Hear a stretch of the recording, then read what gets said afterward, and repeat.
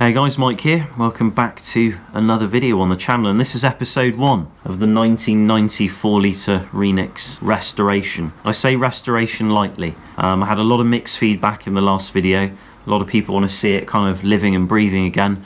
Others just want to see it hit the scrapyard. Some people think it would be a great donor vehicle, but really I'm going to just follow my gut on this one. Right now it's a complete vehicle. You know, it's got everything on it. I haven't taken windows and doors off and all that stuff. I haven't compromised it to the weather, and if I can get it running, it's going to drive. The other thing is, it needs a lot of work. As I showed you in the last video, the interior especially, you're going to need some brushing up, and the engine itself is the 4-litre Renix, so as I've been advised, not the best version of the 4-litre out there, but I want to get it running and I want to get it driving, and if I can do those two things, then I know really what I'm dealing with, don't I? So let's get the fuel tank out, see what surprises are waiting for me. Hopefully the fuel tank's just full of money. Hopefully. Let's see what's in this tank. Make sure this battery's well away.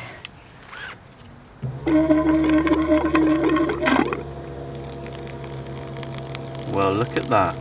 She's foaming all over the place. I'll take it apart and clean it anyway.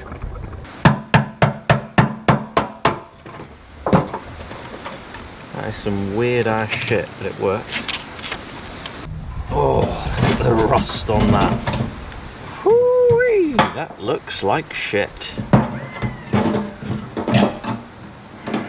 So by far the worst of it is this here. Obviously, you saw me took the tank off, and inside the tank there's a bit of corrosion, but I'm going to use the tank. I don't think it's that bad. You know, I'm just going to run with it for the time being, but I think the fuel filter will probably be toast. But if I want to buy this part here in Europe, it's around 250 euros, so it's very expensive, so it pays for me to get this restored.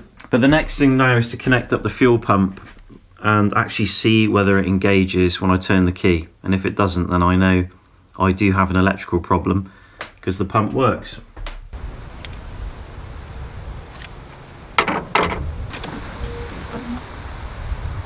Pump's not doing anything, so no power to the pump, and I've actually just bypassed the ballast resistor as well, so no idea what's going on there.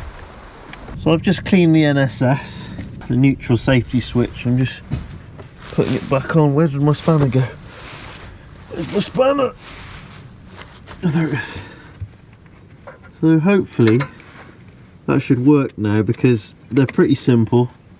After watching some of Nick Time Films videos on the 4-litre Renix engine, I learnt that a faulty NSS gives a 5-volt reading on the signal wire to the starter relay. But now it's repaired, I'm reading 0 on the signal wire to the starter relay, so my NSS technically should be repaired.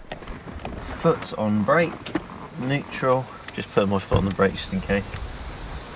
No crank. So basically I'm just going through wiring and checking everything, because this thing is a rat's nest. I pulled out a load of stuff that I haven't needed. I've put new contact on the battery there, and just tried to refresh that a bit. I've taken the relay apart and checked it, and with the relay taken apart I can actually activate it, but other than that the relay isn't working. I mean, checking everything, I've got good voltage everywhere. I've put the wires, this contact through some of the wires just to check for broken contacts, and that's all good.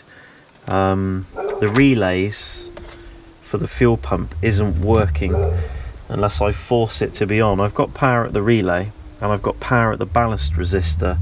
If I put this in here, I can actually hear a relay go. So if I can force the pump to be on, although that's a crappy connection.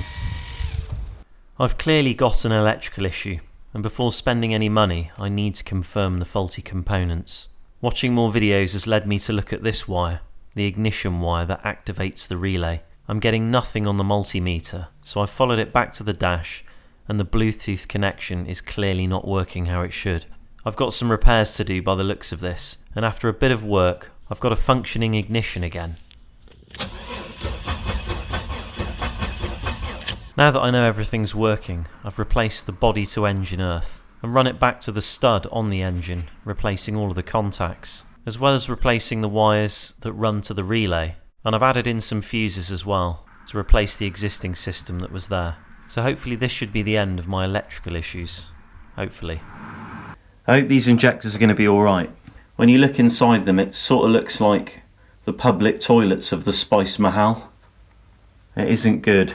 I mean, it's had old fuel in for, well, you know, 14 years. So I've got some acetone here.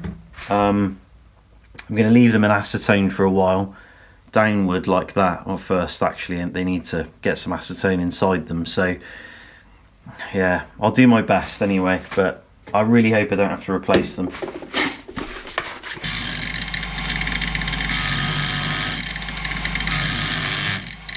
Now it's time to clean up the fuel system. I have no choice on the pump housing at the moment, so I'm brushing off the scale and I'm just going to run it.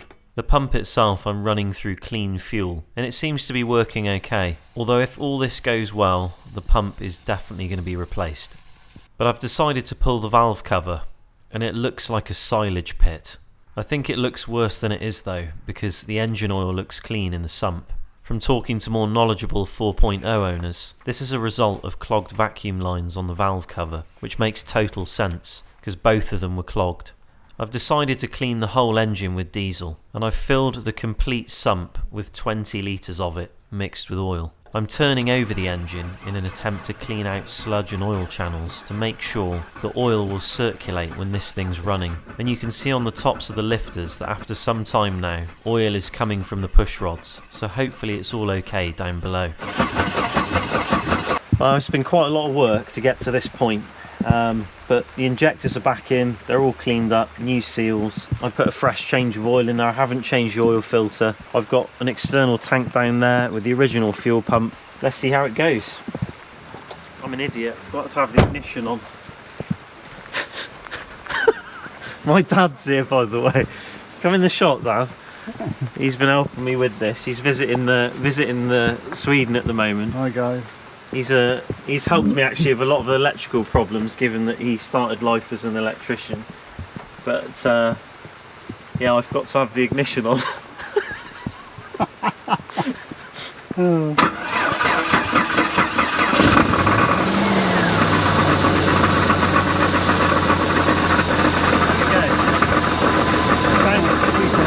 Sounds better.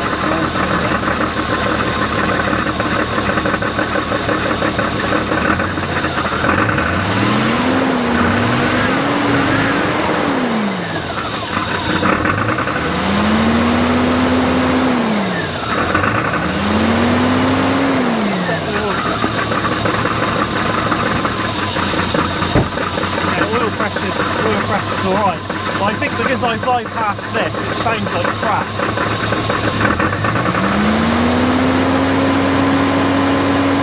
It's great to hear it running, and I'm really happy I got it running while my parents were visiting. They've been watching me work on this thing in the evenings, and I think they're pretty happy to see it come alive as well. But although it's running, it sounds awful at idle. The engine's only done 150,000 miles, US miles, on the clock, but that doesn't necessarily mean it's okay. It's rattling very badly at idle, but with the revs up, the sound disappears and it sounds pretty good. So maybe it's nothing serious. I've heard rumours of a bad flex plate between the transmission and the engine being a culprit for something like this, so maybe that's worth checking out. But the following day, I'm back out and I want to hear it one more time, and make sure I listen under the engine as well.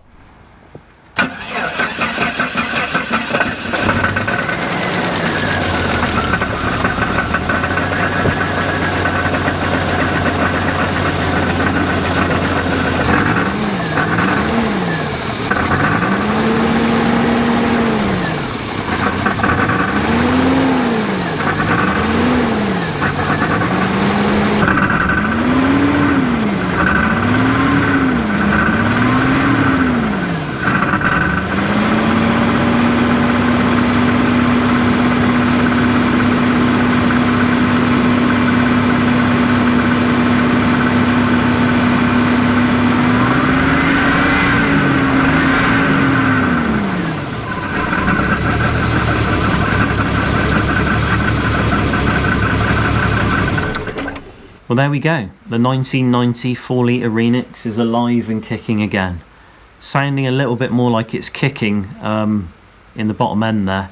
Bit of a knocking noise. I sent a clip to a mate of mine, Scott, in the US, who's done quite a lot of work on the Renix, and he at first was like, oh, it doesn't sound good, like a bit rod knocky. But as you take the revs up, it completely vanishes really, even when you just take it up a little bit. And he said, oh, it might be the flex plate, you know, they're notorious for doing that. So having a look underneath and listening underneath while it's running, the clanginess is coming from in between the transmission and the engine. So I hope it is the flex plate.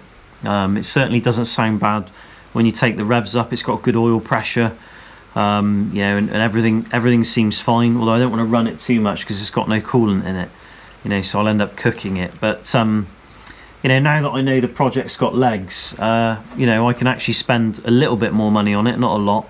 And you know, Megan's pretty keen to get involved too. Now she's seen it running, she was super happy. You know, she's got some ideas for it as well. You know, she's always wanted her own four-wheel drive little adventure vehicle, and you know, even going out in convoy would be kind of exciting with the two of us and MAXX on board as well. So you know, that's always a kind of something for the future.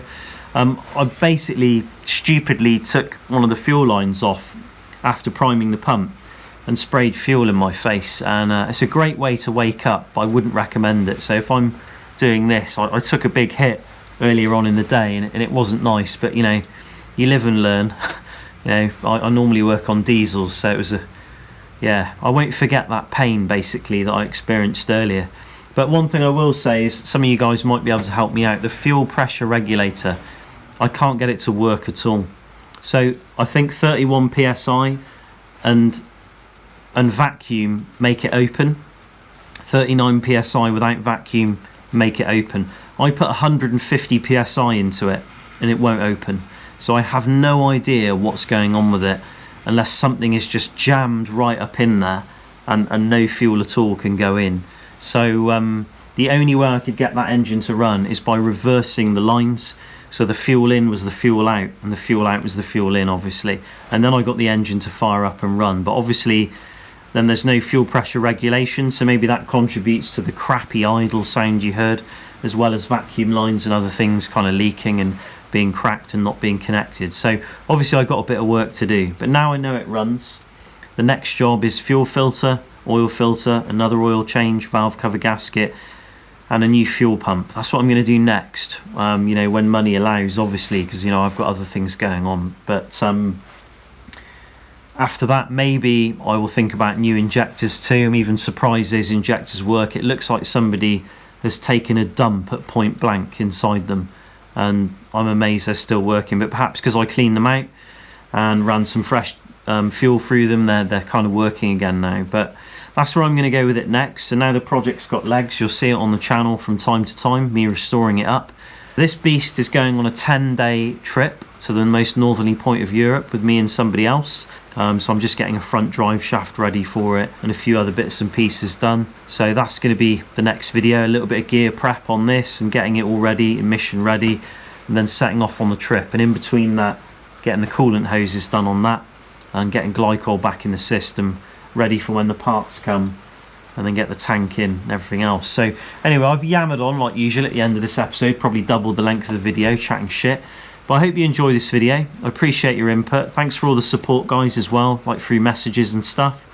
I'll see you very soon in another video. Take care. I really hope the weather improves as well.